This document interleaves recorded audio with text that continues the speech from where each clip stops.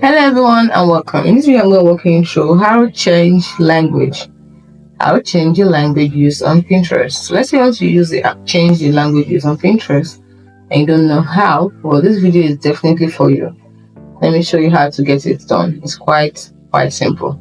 From the home menu here, after signing in your credentials and getting to the home menu, you click on your profile icon at the top right corner. And then from your profile icon, click on view profile.